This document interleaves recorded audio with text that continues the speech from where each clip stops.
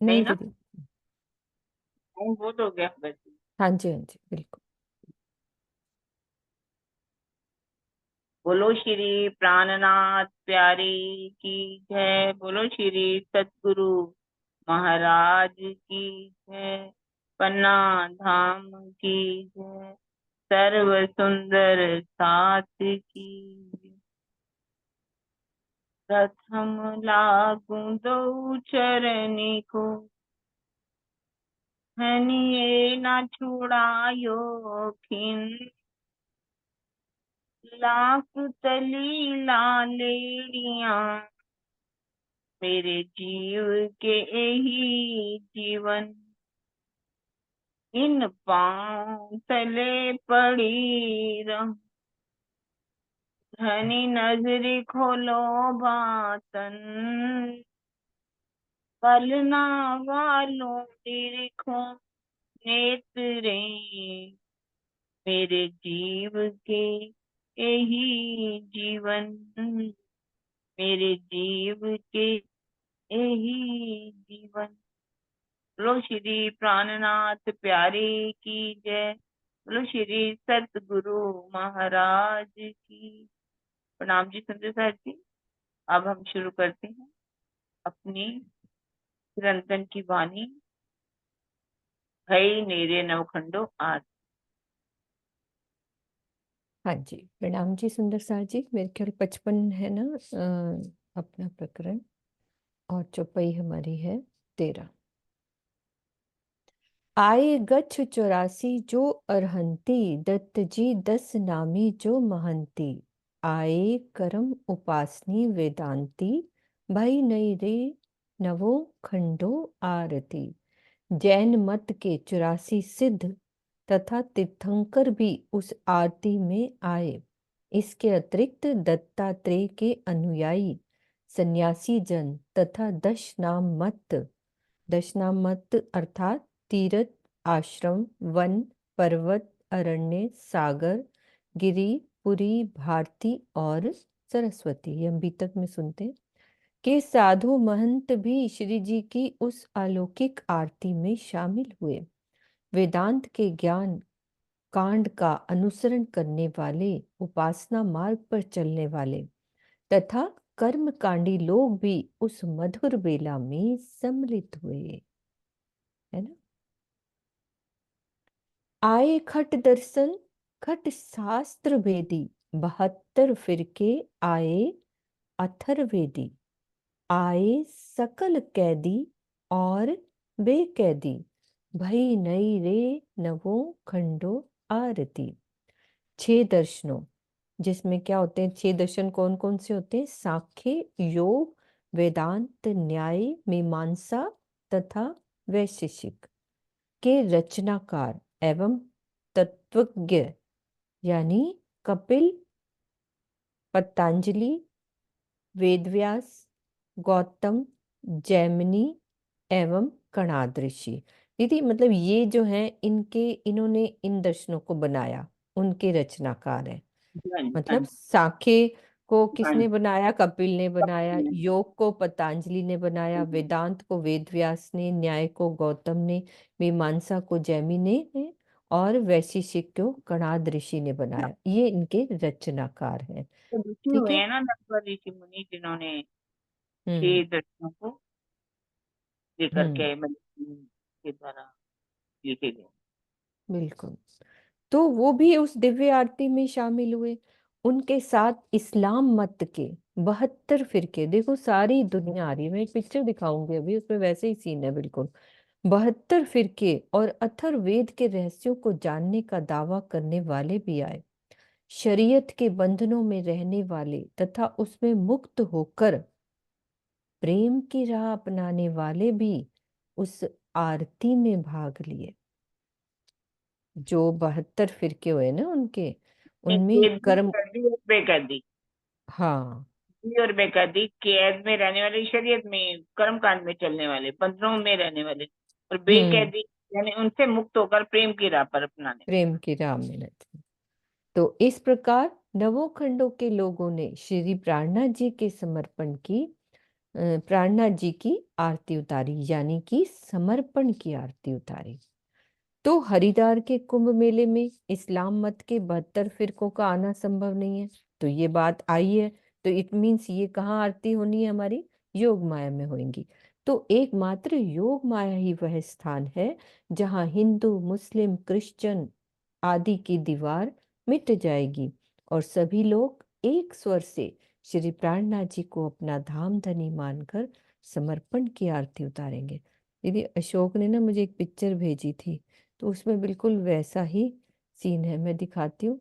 बड़ी अच्छी लगी थी वो पिक्चर।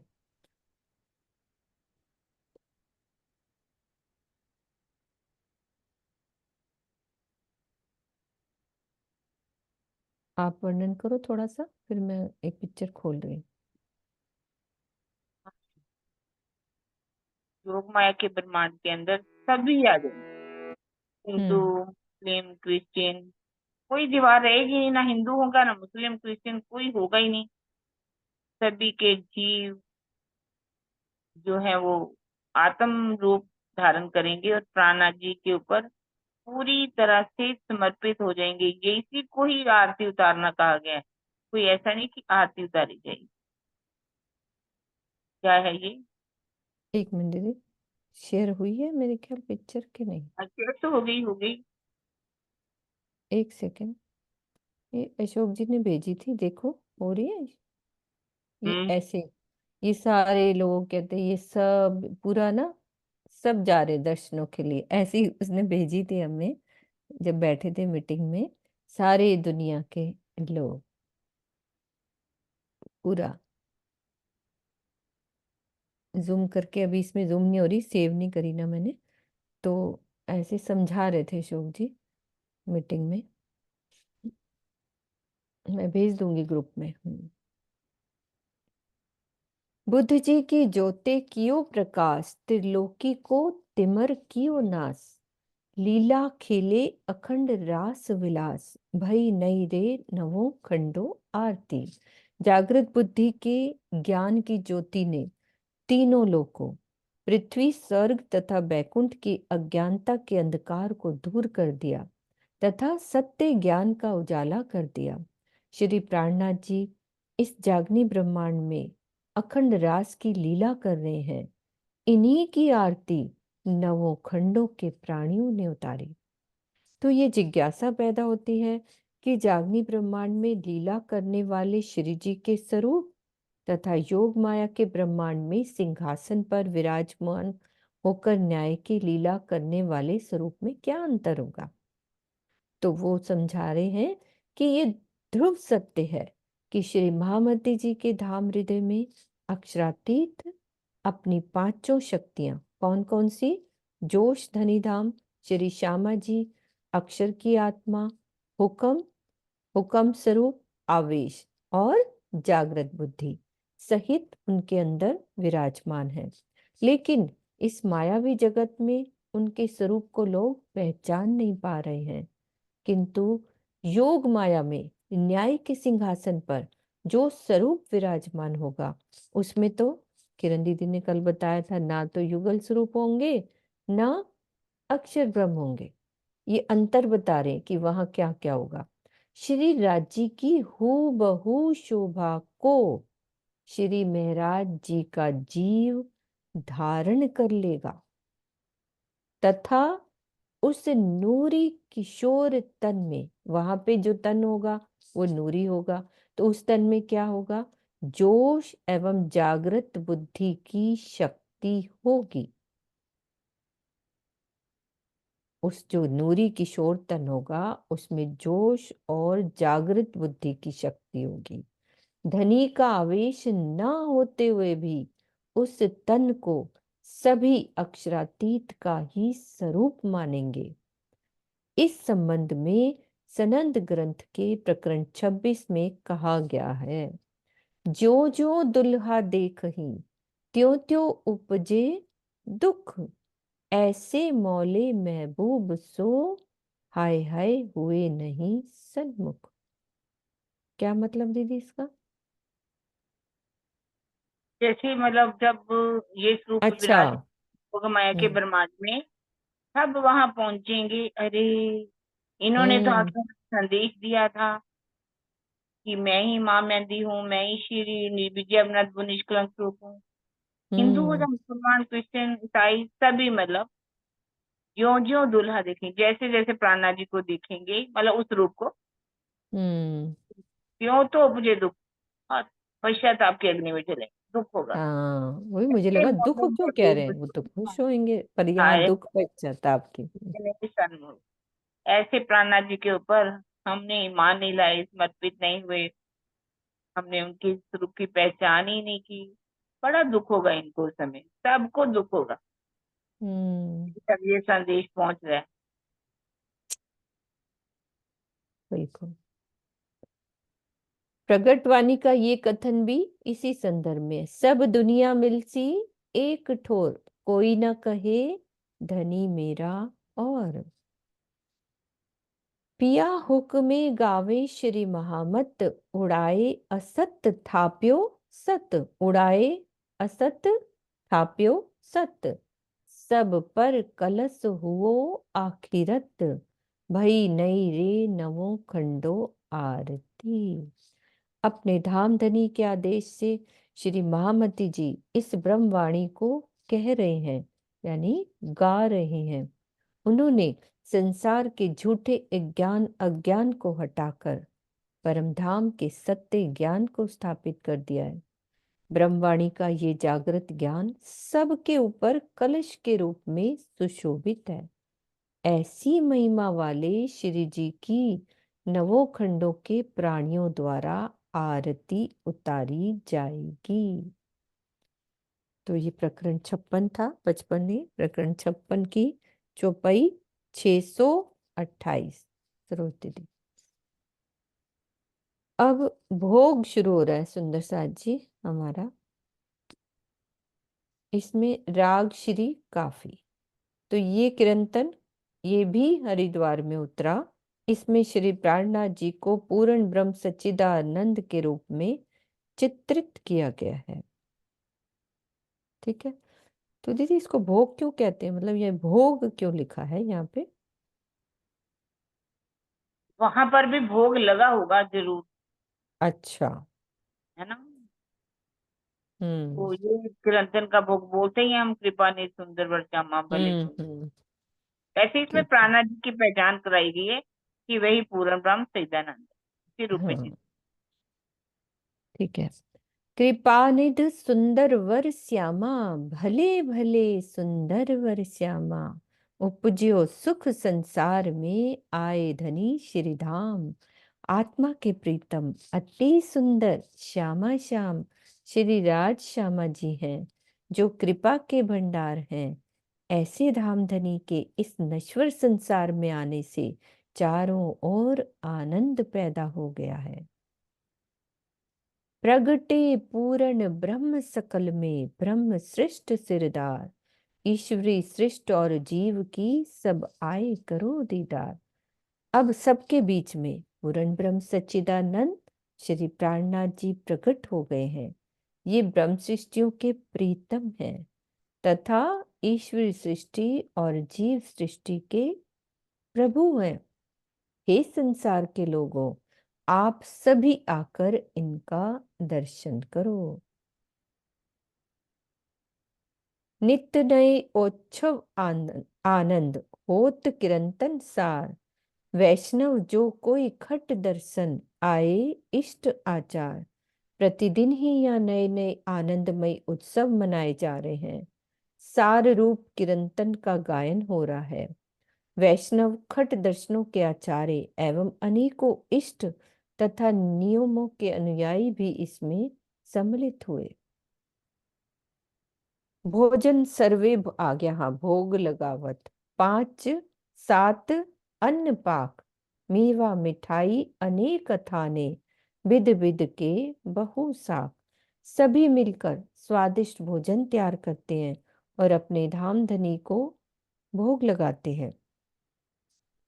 भोग में 5 7 प्रकार के अन्न के व्यंजन, अनेक प्रकार के मेवे और अचार होते हैं।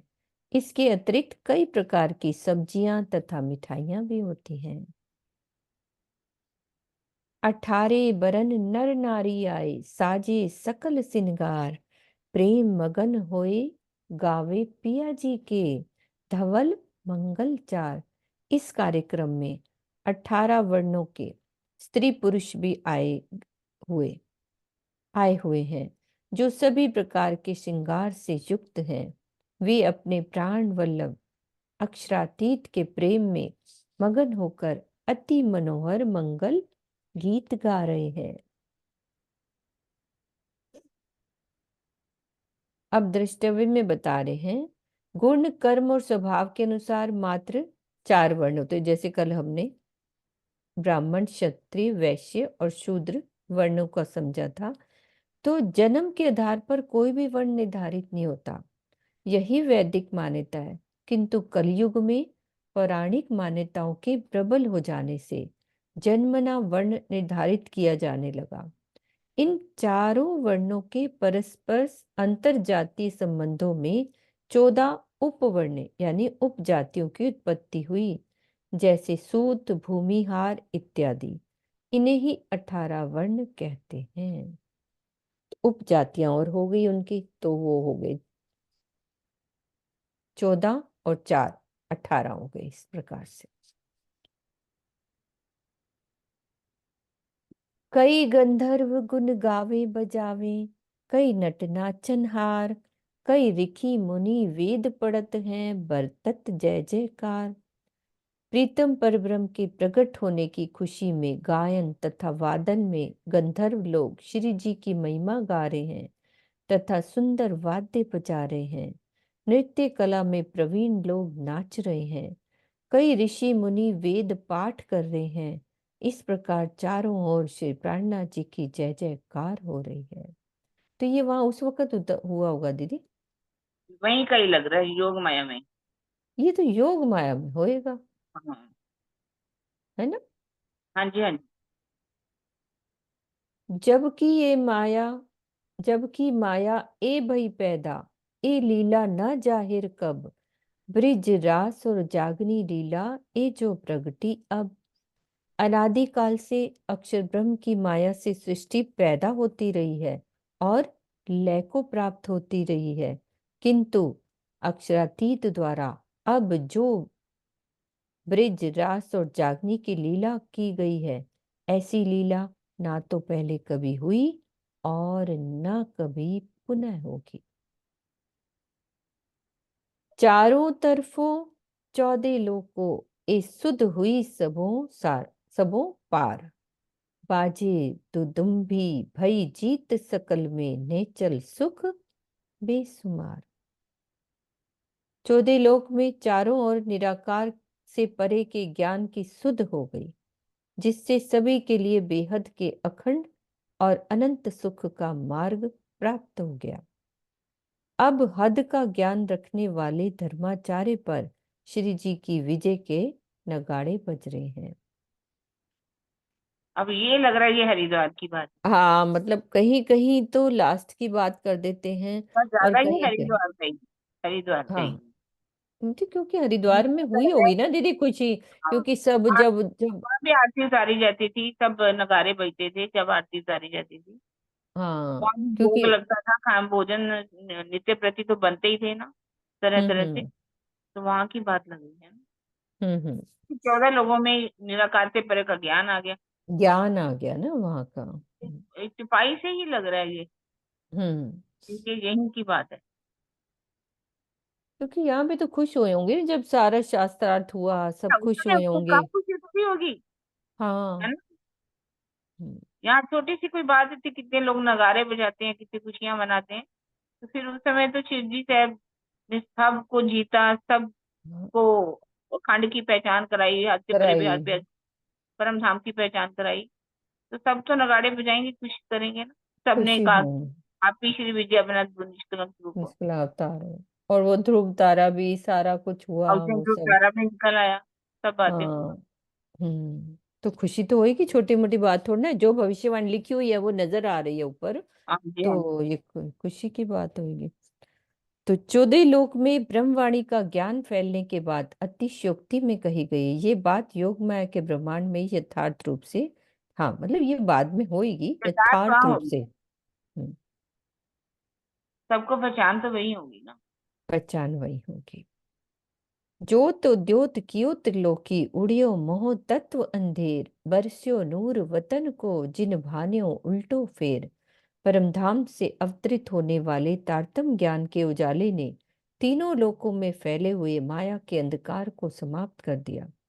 इस अद्वितीय ज्ञान ने सभी के जन्म मरण के उल्टे चक्र को समाप्त कर दिया, अर्थात सबको अखंड मुक्ति प्रदान की। प्रगटे ब्रह्म और ब्रह्म सृष्टि और ब्रह्म वतन श्री महामत इन प्रकाश थे अखंड किए सब जन। श्री मामती जी कहते हैं कि इस समय पूर्ण ब्रह्म सच्चिदानंद तथा उनकी ब्रह्म सृष्टियों का प्रकटन हो चुका है। ब्रह्मवाणी से परम धाम का ज्ञान भी प्रकाश में आ चुका है और इस ज्ञान को आत्मसात करने से सभी के लिए शाश्वत मुक्ति का द्वार भी खुल चुका है। तो प्रकरण 47 चौपाई हमारी 638। अब प्रकरण हमारा 57 है, 40 नहीं 57, अब 58 शुरू हो रहा है। राग श्री कट को ये कीर्तन श्री पांच पद्मावती पुरी धाम में उतरा है। इसमें हिंदू राजाओं को धर्म रक्षा हेतु तैयार होने का आह्वान किया गया है। तो ये दीदी कब की स्थिति थी ये वाली? जिस समय श्री जी कामा पहाड़ी से चलते हैं हम्म। आमेर किले की ओर, तो सबको मतलब राजाओं को धर्म की रक्षा के लिए तैयार होने के लिए आह्वान करते हैं कि आप हम्म। कभी मिल जाओ, धर्म जा रहा है। हम्म। तो जागो ने जो धारे उठ खड़े रहो, नींद निगोड़ी छोड़, तुम आलस की नींद में क्यों पड़े हुए हो? हम्म। तुमने अपनी कमर में कैसे तलवार बांध रखी है? ये तलवार तुम्हारी बंधी कहाँ तक रहेगी? मुगल राजा जो है वो आपके ऊपर राज्य कर रहे हैं, आपके मंदिरों को तोड़ा जा रहा है, जैसे कि मस्जिदें बनाई जा रही हैं, फर्श बंदी हो रही है, हाथियों से निचवाया जा रहा है, तुड़वाया जा रहा है। तो जब ये धर्म ही नहीं रहेगा तो फिर आप बाद में क्या करोगे मिल करके? अभी सारे इकट्ठे हो जाओ, मिल करके औरंगजेब बादशाह के साथ युद्ध करो। इस तरह से सबको आह्वान कर रहे हैं कि राजा ने हम्म। मलोरे रानी रायतनो रायतनो। समझा सके कोई दो। ये तो आपकी बच्चियां बहुत अच्छा बोलती, उनसे बुलवाना कल। बहुत अच्छा अगर बोलती। कल देखते हैं, है ना? हाँ हाँ, उनसे पूरा बुलवाना। नहीं हुआ तो कल गाएंगे। ठीक है। राजा ने मलोरे राणी राय तणो धर्म जाता रे कोई दौड़ो। जागो ने जोधा रे उठ खड़े रहो नींद निगोड़ी रे छोड़ो। हे भारतवर्ष के राजा राणा तथा रायगणों, धर्म रक्षा के लिए तुम सभी मिल जाओ। तुम्हारा धर्म समाप्त किया जा रहा है, इसीलिए इसकी रक्षा के लिए दौड़ो। हे योद्धागणों, अपनी इस झूठी निद्रा को छोड़कर जागृत हो जाओ और धर्म रक्षा के लिए तैयार हो जाओ। छूटत है रे खरग क्षत्रियों से धर्म जात हिंदुआन। सत न छोड़ो रे सत्यवादियों जोर बड़ियो तुर्कान। हाँ जी मम्मी खोलो, कुछ कह रहे हो? क्षत्रियों ने तलवारें पकड़ना छोड़ रखा है, अर्थात उन्होंने युद्ध का कार्य बंद कर दिया है, जिससे हिंदू धर्म समाप्त होता जा रहा है। सत्य का बखान करने वाले हिंदुओं, तुम किसी भी स्थिति में धर्म का आश्रय नहीं छोड़ना। तुर्कों यानी मुसलमानों की शक्ति बहुत बढ़ गई है। कुलिये छकाए रे दिलड़े जुदे किए मोहो अहम के मद माते। असुर माते रे असुराई करे तो भी ना मिले रे धर्म जाते। कलयुग ने सबको मोह और अहंकार में मस्त कर रखा है, जिसके कारण सभी के दिलों में खटास हो गई है। सभी हिंदू राजा लड़ झगड़ कर अलग हो गए हैं। उधर मुसलमान अपनी शक्ति के मद में हिंदुओं पर जुल्म ढा रहे हैं, फिर भी हिंदू अपनी धर्म रक्षा के लिए मिल नहीं पा रहे हैं।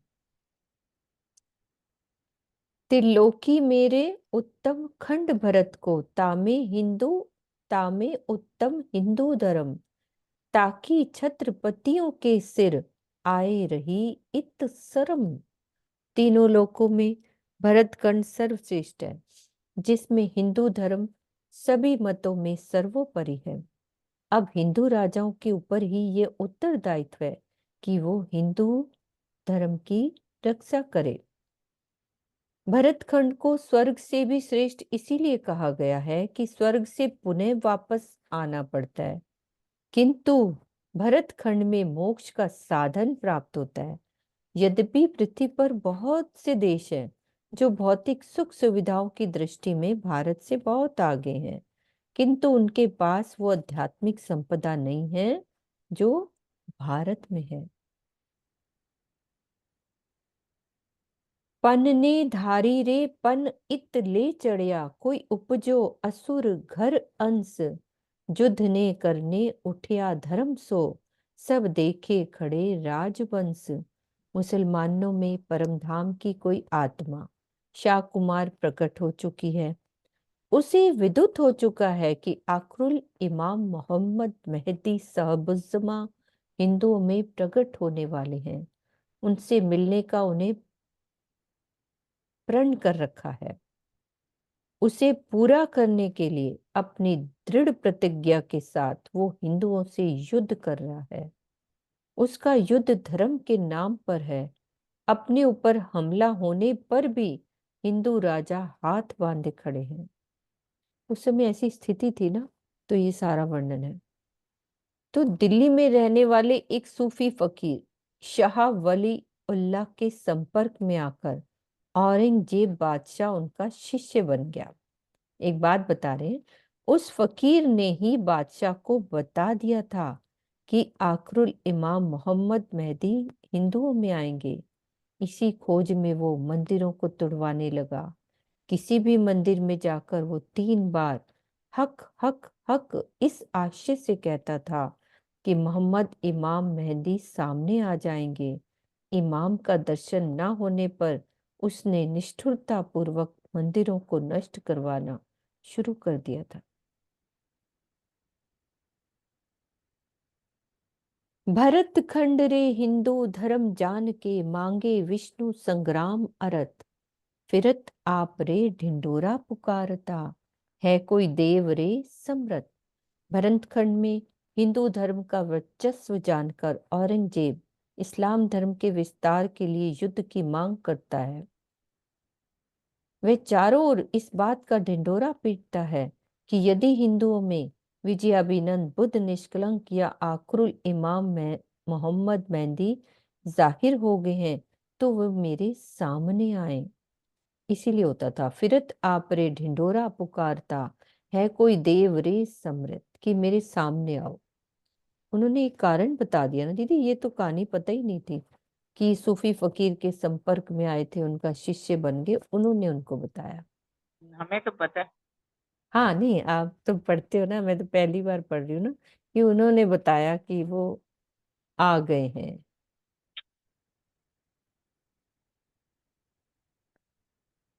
तो प्राचीन काल में सुर असुर में होने वाले युद्धों में सतोगुण के स्वरूप भगवान विष्णु सुरों के पक्ष में लड़ते थे, यानी देवताओं के पक्ष में लड़ते थे। इसलिए असुरों के साथ होने वाले युद्ध को विष्णु संग्राम कहा गया। इसी प्रकार हिंदुओं यानी सुर के साथ होने वाले औरंगजेब के युद्ध को भी विष्णु संग्राम कहकर संबोधित किया गया है। असुर सतरे धर्म जुद मांगे, सुर कहलाए जो ना दीजे, पूछो ने पंडितों रे जुद दिए बिना, धर्मराज कैसे कहीजे। स्वयं को सत्य का अनुगामी कहने वाले औरंगजेब असुर, आ गया ना वही वाली बात, हिंदुओं ने धर्म युद्ध की मांग कर रहा है हिंदुओं से, और सुर कहलाए जो ना दीजिए, हिंदू कहलाकर भी यदि धर्म रक्षा के लिए युद्ध ना किया जाए तो ये उचित नहीं है। तो हे राजाओं, तुम अपने पंडितों पंडितों से ये बात पूछ सकते हो। धर्म रक्षा के लिए युद्ध किए बिना किसी भी राजा को भला धर्मराज की पदवी धारण करने का क्या अधिकार है। भावार्थ में और क्लियर कर रहे हैं कि सात्विक स्वभाव वाले देवता सुर कहलाते हैं, रजोगुणी स्वभाव वाले मनुष्य कहलाते हैं और तामसिक स्वभाव वाले असुर कहलाते हैं। ये तीनों उपाधियां जन्मना न होकर वस्तुतः गुणात्मक हैं। अत्यधिक मांसाहार करने के कारण मनुष्य की बुद्धि तामसिक हो जाती है। इसीलिए श्रीमुखवाणी में मुसलमानों को असुर कहकर वर्णन किया गया है। वर्तमान समय में मांस और शराब का सेवन करने वाले हिंदू भी इसी कोटि में माने जाएंगे। तो असुर और सुर को उन्होंने क्लियर कर दिया कि क्यों वाणी में ये कहा गया है। राजकुली रे रखन रजवट, जो ना आया इन अवसर, धर्म जाते जो ना दौड़िया, ताए सुर कहिए क्यों कर। हे राजवंशियों, अपने राजधर्म को निभाने के लिए इस अवसर पर यदि तुम आगे नहीं आओगे तथा डूबते हुए धर्म की रक्षा के लिए पूर्ण प्रयास नहीं करोगे तो तुम्हें हिंदू कहलाने का भी क्या अधिकार है। ताई सुर कहिए क्यों कर। वेद ने व्याकरणी रे पंडित पढ़वइयो, गच्छ दीन इष्ट आचार, पीछे रे बल कब करोगे, होत है एकाकार। अब क्या कह रहे हैं कि वेदों और व्याकरण के पंडितों और शिक्षार्थियों, जैन मत तथा विभिन्न मत पंथों के आचार्यों, सभी हिंदू इस्लाम मत को ग्रहण करते जा रहे हैं। मतलब सभी हिंदू इस्लाम मत को ग्रहण करते जा रहे हैं, तो क्या बाद में अपना बल दिखाओगे, पीछे रे बल कब करोगे, होत है एकाकार। उनसे मिल रहे थे ना उस वक्त, सब मुसलमान बनते जा रहे। सिद्ध ने साधो रे संतो महंतो, वैष्णव भेख दर्शन, धर्म उच्छेदे रे असुरे सबन के, पीछे पर्चा देओगे किस दिन। हे सिद्ध पुरुषों, सिद्ध साधु संतों, महंतों, वैष्णवों तथा भिन्न भिन्न प्रकार की वेशभूषा एवं दर्शन को मानने वाले औरंगजेब सबका धर्म नष्ट करता जा रहा है। बाद में अपनी शक्ति का परिचय कब दोगे, पीछे पर्चा दोगे किस दिन। सुनियो पुकार रे सियाने संत जनों, जो ना दौड़या जाते सत, गए ने अवसर पीछे कहा करोगे, कहाँ गई करामत। हे बुद्धिमान संत जनों, आप मेरी पुकार सुनिए। धर्म रक्षा के लिए यदि आप आगे नहीं आएंगे तो अवसर बीत जाने पर क्या करोगे। आप लोगों की चमत्कारिक शक्तियां कहाँ चली गई। तो इस प्रकरण की 9, 10 और 11 में विद्वानों और साधु महात्माओं को धर्म रक्षा हेतु आगे आने के लिए आह्वान किया गया है। उसका तात्पर्य यह है कि जब हिंदू समाज में फैली हुई बुराइयां दूर हो जाएंगी तो स्वतः ही इसकी रक्षा हो जाएगी। विद्वानों का धर्म रक्षा हेतु यही कर्तव्य है कि वो वेदों, उपनिषदों और दर्शनों के ब्रह्मवाद को स्थापित करें, जिससे बहुदेववाद और जड़ पूजा समाप्त हो। पौराणिक विकृतियों और धार्मिक शिक्षा के फैलाव न होने के कारण ही हिंदू समाज 1000 पंथों और 1200 जातियों में बटा हुआ है। धर्म रक्षा के लिए इनका एकजुट होना अति आवश्यक है। तो ये कार्य विद्वान और महात्मा जन ही कर सकते हैं। इसीलिए श्री जी उनको संबोधित करके आह्वान कर रहे हैं। तो दीदी कितनी मतलब उनको कितनी परेशानी हुई होगी जब ये किरंतन उतरा, कि कितना माहौल खराब था जब ये लड़ाइयाँ हो रही थी औरंगजेब के साथ। यही हाल आज भी है। आज भी सब पंथ पैंडों में फैले हुए हैं, जातियों में फैले हुए हैं, अपने आप को अलग मान रहे हैं। हिंदुओं में एकत्व नहीं है ना, बिल्कुल भी। अगर बिल्कुल। हिंदुस्तान इकट्ठे हो जाएं, तो मेरे को तो पता नहीं आज भी वही काम होता हुआ दिखाई दे रहा है। जो सेम आज ही है। हम्म। इतने आपस में भेद भाव, वर्ण जाति, हम ब्राह्मण, वो कहेंगे तुम क्षत्रिय, शूद्र, वैश्य, वैसी माहौल है, कुछ चेंज थोड़ी ना हुआ है। हाँ टोटल। ये है कि वो सब औरंगजेब का वो सब जैसे वो वाली लड़ाइयाँ वो तो कम हुई हैं, पर ऐसा ये माहौल तो वैसा ही है। लगभग माहौल आज भी वही है, आपस में भी बटे हुए हैं, इसीलिए कि हिंदू तत्व आप यहाँ आ ये ही नहीं सोचो, सकता। हमारा समाज नहीं एक हो रहा है, हम खुद हाँ। अपने आप को हमने कितना को बांट लिया, कितने कितने ग्रुप बना लिए। हम्म। वो दुकानें चल पड़ी हैं। पंथ पांडे इतने तभी तो फैल रहे हैं। एक ही सभी हिंदू होकर के एक परमात्मा की भक्ति करें, तो हम्म। ये सब ना हो।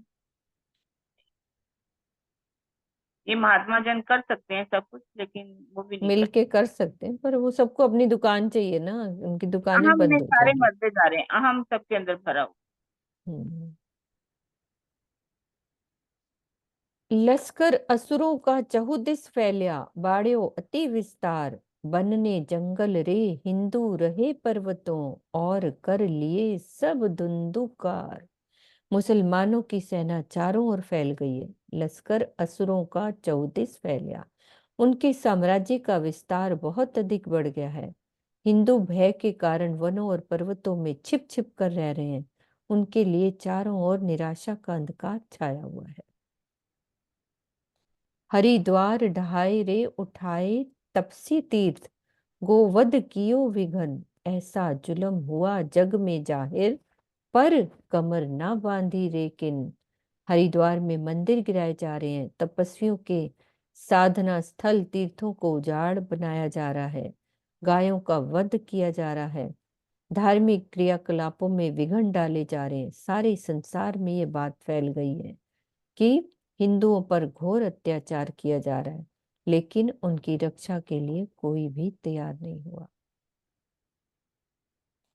सुर ने कहलाए रे सेवा करे असुर की, जो दारू वाय उड़ावे दयोहर, हिंदू नाम रे सैन्या तिनकी होए खड़ी, ऐसा कुलिए किया रे कहर। जो मुसलमान बारूद से मंदिरों का नष्ट करते हैं, उन्हीं की सेवा में हिंदू लोग लगे हुए हैं। कलयुग ने ऐसा कहर ढाया है कि बड़े बड़े हिंदू योद्धा मुसलमानों की सेना में रहकर युद्ध करते हैं। हिंदू योद्धा उनकी सेना में मिल जाते हैं ना। तो देख, मुसलमानों की सेना में रह करके हिंदू हिंदुओं के खिलाफ लड़ रहे थे, राजपूत हम्म। राजपूतों के खिलाफ लड़ रहे थे, सिर्फ कि हमारा राज्य सही रहे, इसलिए हम्म। मुसलमानों के साथ जाकर के मिल जाते थे कि हमारा राज्य सुरक्षित रहे। आपस में इनका युद्ध रहता था ना, आपस में एक दूसरे को नीचा दिखाते रहते थे, मैं हम्म। ऊंचा, इसीलिए वो मुसलमानों से मिल करके उनके ऊपर हमला करते थे, उनको हरा देते थे। राजपूत ही तो राजपूतों को मारते थे, क्षत्रिय हम्म। क्षत्रिय को मारते थे। आपस में लड़ते थे। तो मुस्लिम का शासन काल में अयोध्या, मथुरा, काशी सहित हजारों मंदिरों को तोड़ा गया। ये उस वक्त हुआ है।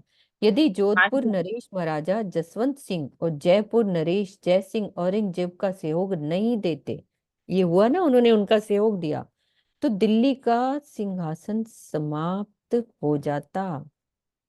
इसी प्रकार यदि मानसिंह का सहयोग नहीं होता तो अकबर का साम्राज्य नहीं फैल सकता था। राजा मानसिंह। राजा मानसिंह जो थे ना, अकबर के समय थे, हम्म। सारे छोटे छोटे राज्यों को जीत जीत करके मानसिंह क्या करता था, अकबर के राज्य में मिला देता था। मिला देता था। यही बात थी जसवंत सिंह, ये जो हम्म। जसवंत सिंह के पास संदेशा भेजते हैं शिवजी साहब, अटक पार, हम्म। हम्म। हम्म। जसवंत सिंह राठौर, पर वो अपने ही युद्ध में लगा रहता है, तलवारबाजी में, तीरंदाजी में लगा रहता है। उनके जो गोवर्धन जी जाते हैं पत्थर लेकर के, उसके ऊपर गौर ही नहीं करता। यही कारण हम्म। है कि उसके भी बाद में उसी का बेटा पृथ्वी सिंह था, पृथ्वी सिंह को मार दिया औरंगजेब बादशाह ने। फिर जसवंत सिंह का भी हार्ट अटैक हो गया। हम्म। वैसे ये मुसलमानों के पक्ष में लड़ते रहे ना आज दिन तक। मतलब उनको कितने देश की भी चिंता थी ना, देखो। आज भी नहीं है, सारे। आज भी देश की चिंता नहीं है। आज किसको चिंता है? कोई चिंता नहीं थी। नहीं, मैं कह रही हूँ अपने श्री जी को देखो, देश की भी पूरी चिंता हाँ, लगी हुई पूरी। बहुत बहुत ज्यादा ये प्रकरण हम्म। इतना जबरदस्त है ना। आज भी हम्म। अगर ये फैल जाए, अगर सबको समझ में आ जाए, हम्म। तो एकजुट हो जाए। ये बाबरी मस्जिद जो है, राम मंदिर को तोड़ के तो बाबरी मस्जिद बनी थी। इस बाबरी मस्जिद को हाँ। तोड़ करके फिर से राम मंदिर बना। और अब हम्म। अयोध्या का हाल क्या हुआ? अयोध्या में फिर वही। हम्म।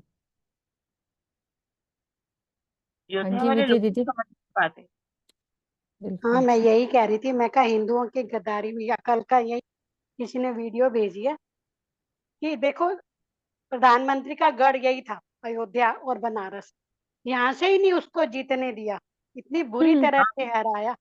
इससे ज्यादा और क्या गद्दारी करेंगे? वो गदार है मुसलमानों ने खाली। बनारस से भी हारा और यहाँ से भी हरा दिया, हाँ, अयोध्या से भी।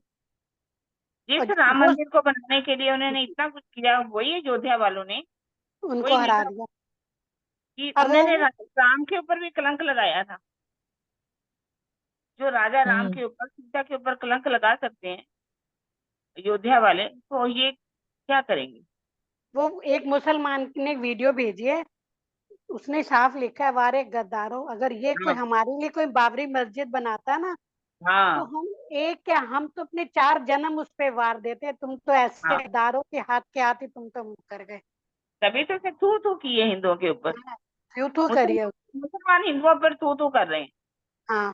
कि तुम लोग और अब हिंदू करके भी हमारी मस्जिद। अब हमारे अगले साल आगे कह रहे हैं कि फिर बनेगी मस्जिद। बनेगी, हम मंदिर तोड़ेंगे, मस्जिद बनाएंगे। हाँ, ये सब लड़ाइयाँ इन्होंने, ये तो बड़े अपने जो है ना, अब जो वो उन्हीं की वजह से एक नहीं कर पा रहे हैं कुछ भी। हिंदू नहीं हमारे एक हो रहे ना, अरे मेन हिंदू तो प्रॉब्लम। हिंदू जातिवाद में, हाँ। जातिवाद में लड़े बड़े हैं ना, इसीलिए कि कोई बात थोड़ी सी हो गई, सब क्षत्रिय राजपूत मिल गए कि नहीं वोट देना। यही कारण। हम्म। बहुत सी बातें ऐसी। हम्म। अब क्या राजा है, अब महाराजा को मोदी नहीं, बोलते हैं। अब मोदी नहीं तोड़ने देगा। अब राम मंदिर बन गया है, अब मोदी आगे आ गया है, वो अब नहीं तोड़ने देगा राम मंदिर को। जब योगी को ये हटा रही है माता ही, तो मोदी को हटाने में इन लोग कितने। ये सब चलता रहेगा माता, ये सब तो दुनिया में। चलिए, कि चलिए चलो जैसे आगे। उन्होंने चौपाई कहा ना पढ़ते हैं, कोई कि अब ये हल मैटर नहीं निकलेगा। रखते। वो कोई नहीं, वो तो ऊपर वाले अपन को राजी का है। देखो राजी क्या खेल करते हैं। प्रभु प्रतिमा रे गज पांव बांध के, घसीट के खंडित कराए, फरस बंदी ताकी करके तापर खलक चलाए। ये मुसलमान लोग भगवान की मूर्तियों को हाथी के पैरों में बंधवाकर घसीटवाते हैं तथा टुकड़े टुकड़े करवा देते हैं। वे उसे अपने महलों की सीढ़ियों तथा मार्गों में जमींदोज कर जमीन में गड़वा देते हैं और लोगों के पैरों से कुचलवाते हैं। असुरे लगाया रे हिंदुओं पर जजिया, वाको मिले नहीं खान पान, जो गरीब ना दे सके जजिया, ताई मार करे मुसलमान। औरंगजेब ने हिंदुओं पर जजिया कर लगा दिया है, जिसके कारण हिंदू बहुत गरीब हो गए हैं और उनके लिए अपने भोजन की व्यवस्था करना भी कठिन हो गया है। जो हिंदू गरीब के कारण जजिया कर नहीं दे पाता, उसे मार पीट कर जबरन मुसलमान बना दिया जाता है। तो ये अभी भी हो रहा है।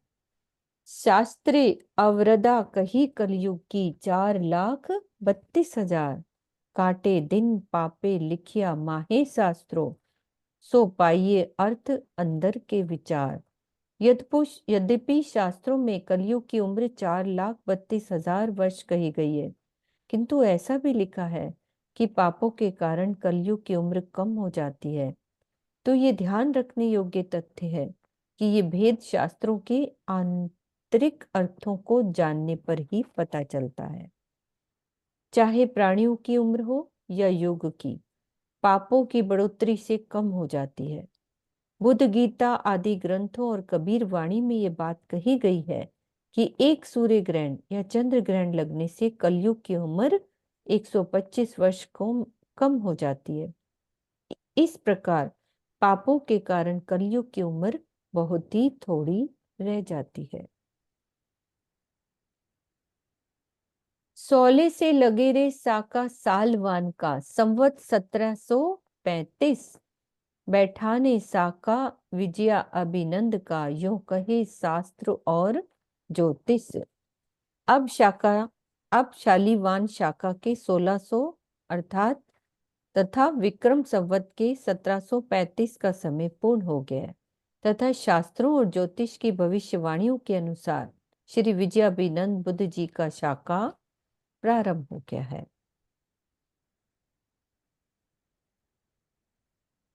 कली जुगे ने चहन रे अंत के सब किए, लोक बतावे अजू दूर अंत, अर्थ अंदर का कोई ना पावे, बारे अर्थ बाहिर के ले डूबत। यद्यपि कलयुग के समाप्त हो जाने के सारे चिन्ह प्रकट हो चुके हैं, किंतु लोगों का कथन है कि अभी तो कलयुग की उम्र पूरी ही नहीं हुई है। ग्रंथों के आंतरिक भावों को कोई भी नहीं समझता। सभी लोग 12 प्रकार के बाहरी अर्थों को ही सब कुछ मानकर अंधकार में भटकते हैं।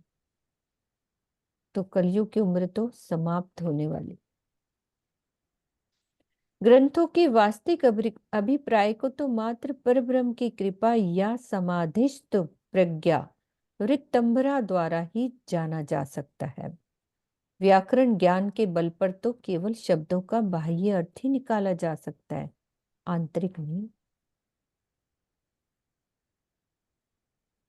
बात ने सुनी रे बुंदेले छत्रसाल ने, आगे आए खड़ा ले तलवार, सेवा ने लई रे सारी सिर खींच के, साइये किया सैन्यापति सिरदार।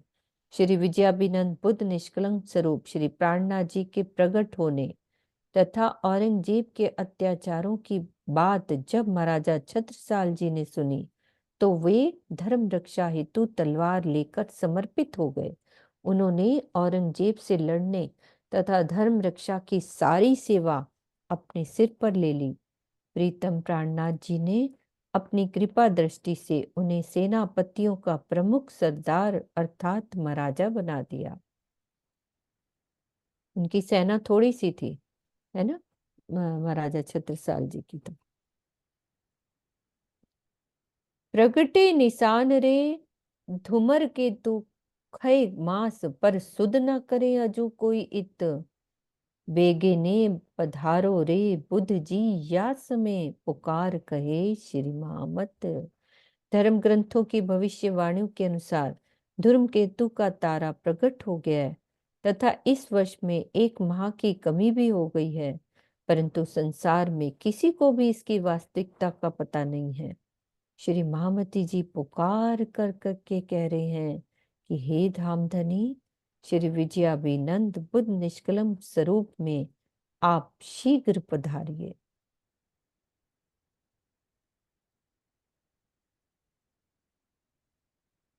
ठीक है दीदी, यहीं तक पढ़ते। प्रकरण 58, चौपाई हमारा 649, 659, 59। 59, 659।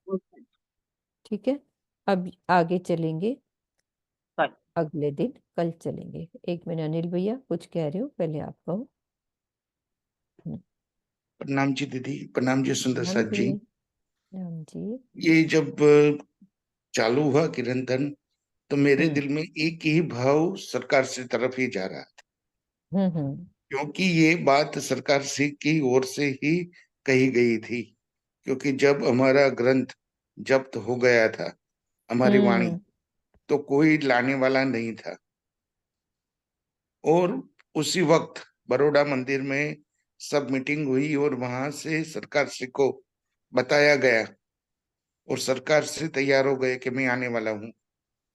और हम्म। उनके पास समय भी नहीं था। हम्म। गाड़ी में बैठे बैठे ही रतनपुरी से निकले और पन्ना जी पहुंचे। वहीं तक उन्होंने वो बात जानी कि ये क्या मसला है। और जानने के बाद जो हमारा वकील था उनसे बात की और वही बात उनको समझाई कि ग्रंथ हमारा है। उन्होंने तो ये हम्म। कह के ले लिया था कि ये तो मुसलमान का धर्म है। हम्म। तो ये जो पहली चौपाई चली, वहां से मेरे दिल में सरकार श्री घूम रहे थे। सही है। प्रणाम हाँ, जी। तो सरकार जो है कितना केस में आगे लगकर उस चीज को जीता, वो सब ना। बहुत सुंदर साथ साथ थे उस वक्त सरकार श्री जी के साथ, और जो इसलिए रहे थे। उनको उपाधि भी मिली धर्मवीर की। धर्मवीर की, धर्मवीर जागनी रतन। बिल्कुल। हाँ जी सरोज दीदी, चौपाई दोहराते हैं यहाँ पे, ये वाली। प्रगटे निशान रे धुरम के, धुमर के तू खय मास, पर सुध ना करे अजू कोई इत, बेगे ने पधारो रे बुध जी या समय, पुकार कहे श्री महामत, पुकार कहे श्री महामत। प्रकरण 58, चौपाई 659। बोलो श्री प्राणनाथ प्यारे प्यारी की की जय। सदगुरु सत महाराज महाराज की जय।